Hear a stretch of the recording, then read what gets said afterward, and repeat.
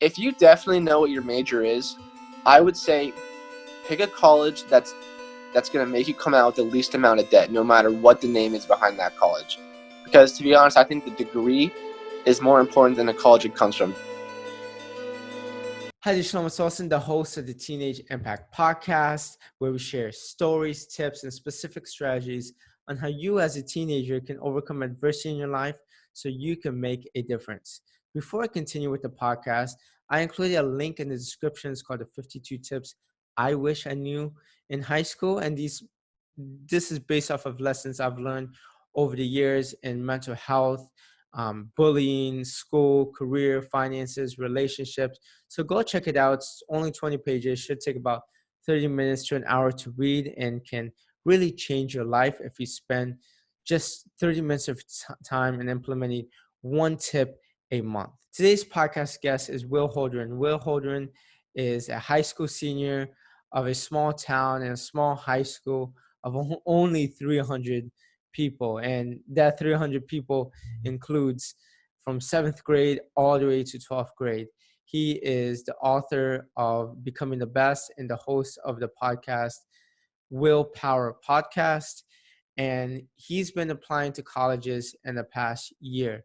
Today's podcast episode is going to be about the stress of applying to different colleges, whether you should go to college, which college you should go to, what major you should choose, and how to overcome the pressure from society when choosing these different colleges. So give it up for Will Holdren. Awesome, man. Thank you so much for having me on this morning. I appreciate it. No problem. Will's a athletic high school senior, and he's not only athletic, he's smart, he's ambitious, and he wants to make a impact in this world. But right now he's playing basketball.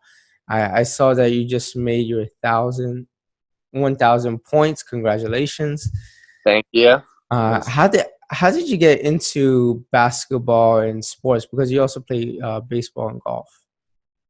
Yeah, well, like we were talking about earlier, like my school is a small school. And for people out there that think like a small school is like 1,000 people, my school is like 300 people from 7th grade to 12th grade. So, I mean, Wow. when I was back in like the 1st and 2nd grade, I mean, we were kind of like in that sports culture kind of. And a bunch of my friends around me like to play sports too, and I did too. And then we've had a bunch of great dads of my friends who just started up like a program in 2nd grade and stuff like that and just got us into like the sports mindset. And then, we've kind of just gone from there. And ever since then, I played all 3 sports in my high school. So, I mean, Wow. I love basketball, I love baseball. And actually, I did play soccer all the way up until 9th grade. And then I switched over to golf because I actually something happened to my hip. So then I couldn't really run right for soccer. So I had to change over to golf. But so, yeah, I like being a sport athlete. Which one is your favorite one? Definitely basketball. Definitely I'd say basketball. because it's like I'm the most good at basketball compared to the other one that I play. So I play basketball. Yeah, as a high school senior, it's pretty stressful. I remember when I was a high school senior, it was the pressures of going to colleges, balancing everything. I had a part-time job, just everything from friends to family to school to extracurricular activities. What kind of pressures have you felt being a high school senior? Oh, man, there's tons of pressure. I mean, honestly, I'm lucky enough to have a family that supports me in whatever I want to do in my life. But, I mean, as a senior, like, you got to know what you want to do in the future because it's that time. Like, you've had since kindergarten until now to actually think about it. And now you got to actually, like, all right, this is what I want to do for the rest of my life. So you got that pressure on you. And that can be a lot for any one person. And it takes a lot of time to figure that out, even though you did have the first 17 years of your life to figure that out. But, I mean, other than that, I mean, grades, too, play a big factor in it because you don't want to be a disappointment to people around you, to your teachers. So you want to get the A's and B's or the highest grades that you can. But, I mean, it's stressful because once you're in senior year, you're taking harder classes like AP, Calc, Physics, that kind of stuff. So, I mean, the classes get harder, but you still got to hold yourself to that higher standard of getting that A's and B's and truly reaching your full potential in school. So school does provide a lot of pressures on you, but at the same time, you just got to be ready for them and just realize that this is another step on the ladder, and eventually you'll get through it and on to the next stage of your life. Absolutely. And have you looked into different colleges? Yeah, I have. I've got accepted to a couple colleges around here. I plan to major in mechanical engineering and minor in entrepreneurship. So Mm-hmm. I've been accepted to Wilkes. I don't know if you know where that's at. Grove City, which is down near Pittsburgh. I applied to JMU in Virginia, and actually I was accepted to Florida Gulf Coast University in Florida. Oh, wow. But I only applied there because it's literally on a beach, and there's a pool in the quad, which is pretty cool. I So, know. I actually know a few people that went there. oh, really? That's awesome. Yeah, it's a good Look, school. yeah, yeah. But funny story, I actually applied to Cornell for my Uh-huh. early decision. But like I published a book, I have a podcast, stuff like that. All right, like Cornell should probably accept me, right? But Uh-huh. they did not accept me. So that was Yeah. kind of a letdown for me, a disappointment. But I guess it's for the best. I would have gone into a lot of debt if I decided to go to Cornell or if they accepted me. So Mm-hmm. I guess it's for the best that they didn't accept me. So Mm-hmm.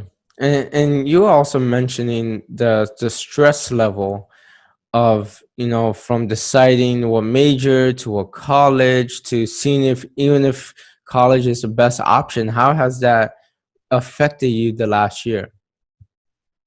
man, I like I saw my brother. My brother's 3 years older than me, so I Mm-hmm. saw him go through the same process. I'm like, man, it really can't be that difficult. Like when I get to that age, I'm gonna know exactly what I want to do before Christmas even starts my senior year. Like, wow, that did not happen at all.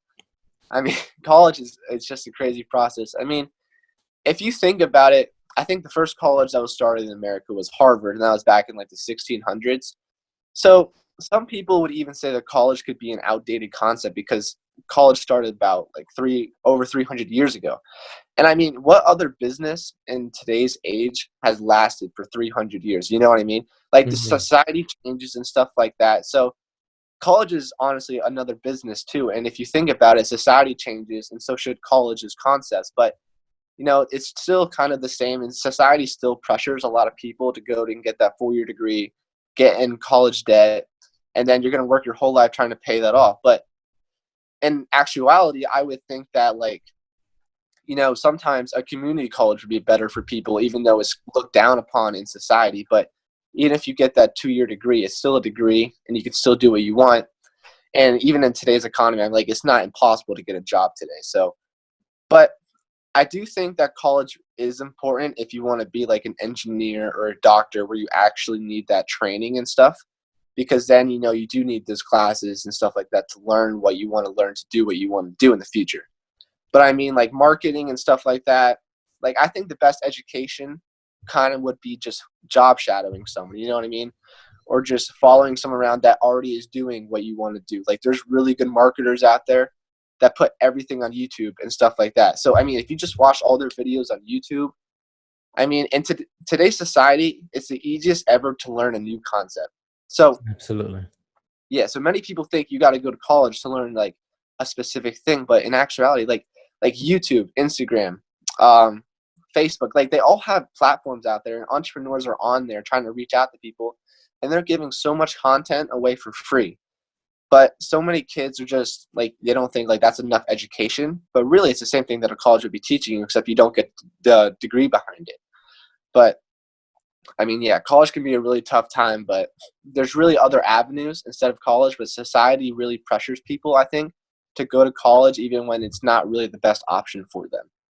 Mm-hmm. And I've interviewed a couple people, or what they're doing is they're taking a gap year where they take that year off just to kind of figure out what they want to do. And if Yeah, college is truly for them, they go to college at 19 versus 18 years old. yeah. Um, I think a gap year is a good idea, to be honest. But I mean, the danger with a gap year though is that sometimes you might like totally lose your ambition or your mhm. motivation and stuff like that. So, and taking a year off is a lot of time. But maybe like take like a semester off, you can still get that time to think about it a little bit more and then still go down the path that you really want to go down. Absolutely. And I remember when I was a high school senior, YouTube wasn't that big. I don't think it was. I think people used to go on YouTube to watch like funny stuff back then. Yeah. I don't think Yeah. 10 years ago people used to go to YouTube to actually learn. So it's actually a great resource. YouTube, Audible, which is an online book subscription. Yeah. You can you can DM different mentors on Instagram or on LinkedIn, so many different ways if you want to go the business route. But if you don't want to go the business route, what would you recommend? If you don't want to go the entrepreneurship route, like If you there's some don't, people that don't want to do entrepreneurship. yeah. So if you definitely know what your major is, I would say pick a college that's going to make you come out with the least amount of debt, no matter what the name is behind that college. Because to be honest, I think the degree is more important than the college it comes from. Because I mean, like, yeah, kids are going to get in Cornell and Harvard, and then if you do get in like a job situation where they got to pick between Harvard and you, like they're obviously going to pick the Harvard kid. But that's not always going to be the situation.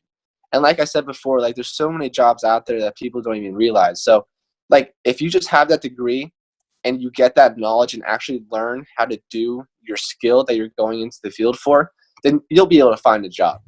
I think the number one key is just pick a college that's going to give you the least amount of debt coming out of it. And that's honestly the phase that I'm going through right now. Mm-hmm. And has society put pressure on you to go to college?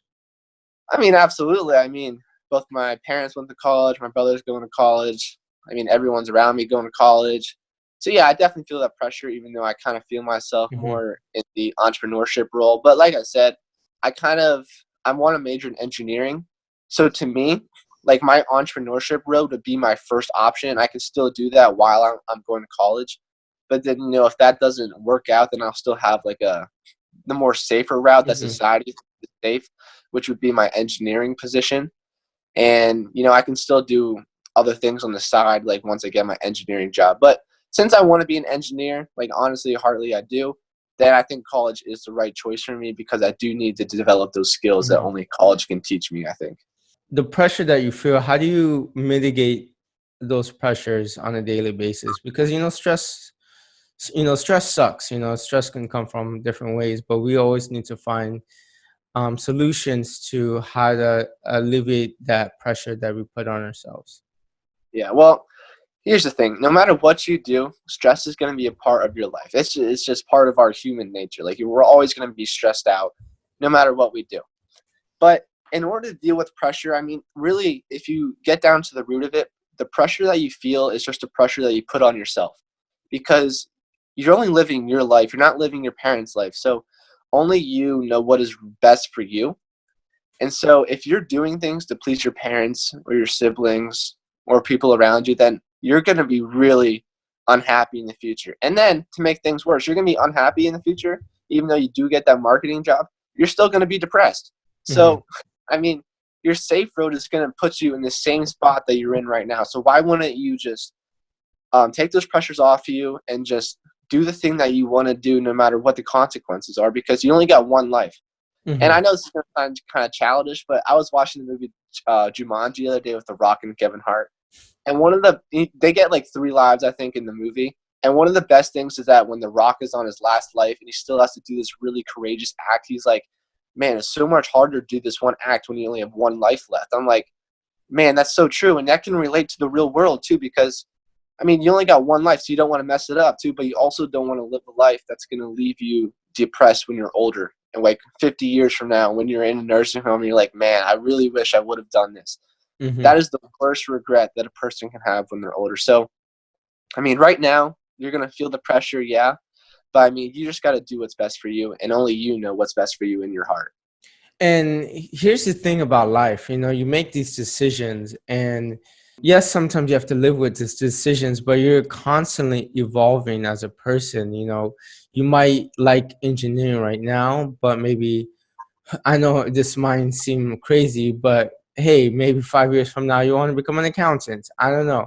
I've seen so many people graduate with a degree and do something in life that's completely different.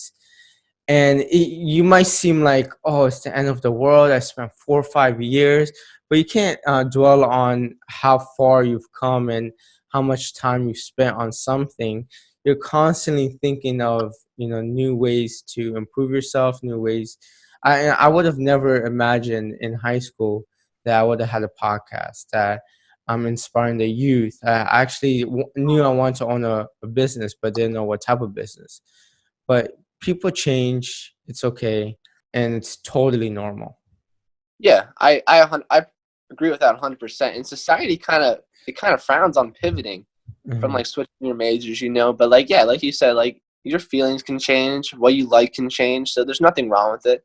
And Mhm. like I said, only you know what you want to do, so you just do you. That's what Mhm. it comes down. Yeah, it's funny that you say you want to be an engineer. I actually, one of my good friends, he did engineering major. He worked at JP Morgan Chase for 5 years. He recently quit to go full time with his brand called Armani Talks, and he just helps people with communication. And he has a well-known brand, and his mom didn't even know that he quit his job until he got like bigger, and then his Wow, mom discovered him on Twitter. that's awesome though. Yeah, yeah, that's so Yeah. cool. Are you planning on playing sports in college if you decide to go? I think if I go to a smaller D3 college, I'll try to play basketball or golf. But if I go to like a D2 or D1 college, I'm too small. Theoretically, I'm only 5'10", so I probably couldn't really make it happen. But I mean, also engineering is kind of a tough major compared to other majors in colleges.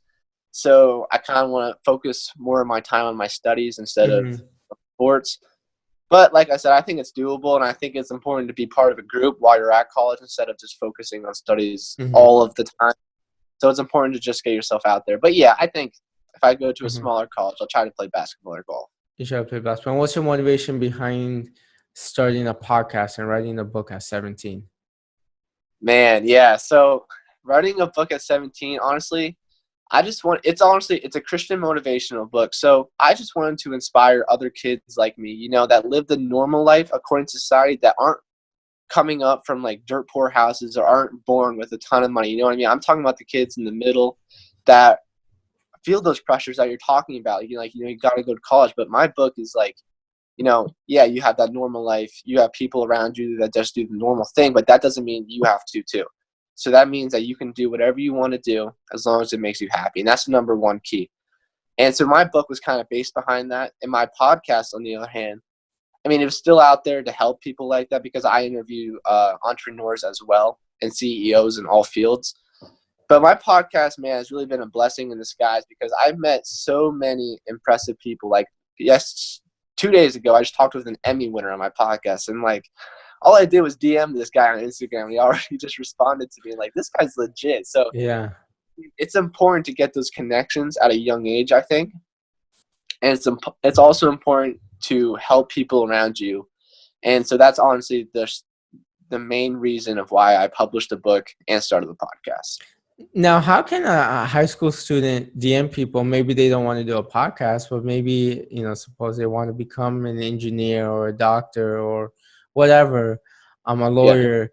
How can, high schoolers use Instagram towards this advantage to get those mentors? It's actually really funny you just said that because on my last podcast with the Emmy winner, he actually talked about this. He's like, people that are older like me, like in the 50s and up, like we would love to help young people. Like if they just reach out to us because we're not competing against them. And he Hmm. said, like, he actually gives this statistic. He said 75% of the time, if a young person reached out to an older person or someone that they want to be in the future, they would literally help them and give them their golden nugget on how to be successful in that field. So if you're listening to this and you're on Instagram, I would definitely say DM as many professional people in your field as possible because they will reply to you like that. Like they want to help you, like my guy said. And I think that's huge because I didn't actually realize that, but it makes total sense because they're not competing against you. But then he also said, if you wait until you're like 30 and then you ask a 40-year-old, like, yo, what should I do? Like, they're not going to help you because now you're competing against them in that field. So while you're young, use these social media outlets as a tool for you and grow with them because so many people are out there that you've never known before that are professionals that do what you want to do in the future and they'd be willing to help you. So yeah, if you're on Instagram, just DM these people. Just go out and just say, hey, my name is this. I see you're a professional in this area. I want to do this in the future. I was wondering if you could give me any tips on what I should do right now. That's all you got to do. It's crazy, man. Stuff like this didn't exist 7 years ago, 8 years ago. So take advantage of it. Not sure how long Instagram will be around. Maybe something else will be around, like TikTok. But just take advantage of DMing people, man. It could be so powerful. And people get so nervous about DMing a total stranger, thinking that it won't. Maybe they won't reply. Maybe they won't, because someone famous might get so many DMs. But it's worth Hmm. a shot. Yeah. So what? Like, who cares if they don't reply? You already DM 50 other Yeah. people also, so one of them should reply, Mm-hmm. statistically speaking. And I So want to go back to you talking about how you didn't come from a poor household. It's I want to kind of break that stigma, or break people's thought pattern that only people that don't have money have problems. There's people that have a lot of money that have problems. There's people that live in a middle class family that have problems. They just have different problems, and we shouldn't judge the level of someone's problem just based off of the family that they were raised in. exactly, yeah. Yeah, everyone honestly has problems in their own Uh-huh. life that they have to deal with. But Uh-huh. I mean, honestly, for me, like, even though I'm not poor, I'm not really rich, I'm just in the middle. Like, we still have that problem. Mhm. But if you think money is gonna make you happy in the future, you're so wrong. What's gonna make you happy is what's inside of you, what your heart believes, what your morals are. If you stick to those morals, I deal with those same pressures as well and those same problems. But I mean, you just got to be happy with where you are right now, what you have right now, because money won't solve them. Because even if you get the money, you're still going to have the same internal problems. But Absolutely. money can be a tool, though. Money can be a tool that can help you in the future, and which in turn can help make you happy. So don't get me wrong with that. I mean, money is very important, but it's not going to make you happy. But I do believe that it can be a tool that can be used in order to help other people, and also to grow your brand or your personal business in order to get you to where you want to be, which in turn could make you happy. So I mean, there's two Absolutely. ways. Yeah. And you also mentioned, when I asked you, that you did have some confidence and self-esteem issues in regards to what? I would definitely say school, Mm-hmm. because I wasn't really the smartest kid, you know what I mean? So I always had that one kid in the class that, like, just shout out the answer, like, every time, like, before, like, I even thought about it. But it's like, it's whatever. But I mean, I'm not stupid either. But Uh-huh. I mean, there's always like those confidence issues when someone around you is just better than you at something. And like, I guess once you think about it, no matter what you do, there's always going to be someone out there that's going to be better than you. So Mm-hmm. you just got to be comfortable in your own skin, and don't be afraid to like, speak what you want to say and that kind of thing, because confidence is huge. And even like on the basketball court, like, I can relate to this. Like, when you miss like 6 shots in a row, your confidence is just demolished. And so the next time you take your shot, you're like, okay, don't miss, don't miss, don't miss, and then you shoot and you miss. So I mean, you just gotta develop confidence, and that'll help you just it'll help you go down the right path in life, and help you just say what you want to say and do what you want to do, and it'll prevent you from just being timid throughout your whole life. How can another high school junior or senior going into college develop that confidence? I would say, honestly, just doing what you want to do. Like you said, people are afraid to even Mm-hmm. DM people. Like, it's not even a face-to-face conversation. So even though you have that fear, you just got to do it. And I think just overcoming that fear, it gets you confidence, because you're then like, okay, I can actually do this. I can do this. I can do that. And so I think the number one thing that people can do to overcome this confidence issue is just take action, no matter how small it is. No matter how small it is, no matter how much it makes you afraid or anything like that, you just got to take action and just overcome it. Because like I said before, no matter where you are at life, no matter what you're doing, you're going to have fear. Like, it's just a normal thing. Like, even before I jumped on this call with you, I had a little like fear. I mean, like, oh my gosh, I'm being interviewed. But like, I've already It's interviewed like normal, 30 yeah. people on my podcast. So, yeah. So I mean, like, it's natural. You just got to go through it and just know that it's just a one-time thing, and it won't last forever. Man, it's funny that you say that. I've done 38 interviews, and I get nervous before each and every one of them. No matter Yeah. how small, no matter how big, it doesn't matter. I get nervous between each and every one of them. It's Yeah. good. It's like I used to do track and cross country. I used to get nervous before every race, but the difference is, Mhm. are you going to use that fear to your advantage, or are you going to use that fear and not do anything? Yeah. Yeah, exactly. And fear is just a one-time thing, you know what I mean? Like I said before. And even if you look at like the professional life, like professional athletes, like even in the Super Bowl, like the Chiefs players, like some of them guys are dropping passes that are like they've caught in their sleep before. So I mean, like Yeah. nerve with you wherever you go. So you just gotta learn how to overcome them, because that's a very valuable skill that you will use in the future. Do you have any last tips for a high school senior applying to colleges, or a high school junior that's in the process of taking the SATs and they're having that stress from deciding what colleges to go to? Yeah. So if you're listening to this right now and you're stressing over all of these things, listen. I had about a 3.9 GPA in high school, and I got an 1170 on the SATs. Okay, so I mean, SATs are a standardized test, but you know they do not define who you are or your smartness or what you can accomplish in life. You know what I mean? I can't tell you how many entrepreneurs I've interviewed on my podcast that were CEOs that have dropped out of college. So I mean, if you're worried that you're not smart enough, you definitely are. So just have confidence in yourselves, and right now take action and do what you want to do in the future. Don't let other people's opinion dictate what you do in the future, because that can be the worst mistake you ever live with, because you got to live with that job for the rest of your life until you retire. Mm-hmm. Yep. So And if I'd say. I was gonna say, I know people that have gotten two something GPAs in high school, literally just failing, and they become really, really successful later on in life. More successful than, well, I guess if you consider more successful in a professional standpoint than the ones who had the 4.0 GPAs. So it really doesn't matter. It's, you have to work hard the rest of your life. Yes. And also, I would say for kids, just get out there on the Yeah. social media platforms and network. Like, we're doing this interview because we met on LinkedIn, okay? So Yeah. if you're out there, LinkedIn is a great tool, and I would definitely recommend getting on LinkedIn. Even if you don't own a business or a podcast or anything like that, just get out there and meet people, because that's the most Mm-hmm. important thing to do right now. Mm-hmm. And where can people find you? Oh, awesome. Yeah. So on my Instagram, if you want to follow me, my username is Will_Holdren. I follow back automatically. If you want to DM me, I'll DM you back, respond to you, give you some help. If you want to find my podcast, it's called the WillPower Podcast. It's found on all platforms except for iTunes right now. And LinkedIn, my username is just Will Holdren. So, I mean, reach out to me. I'm definitely out there on all social media outlets, and I'd be more than willing to help you.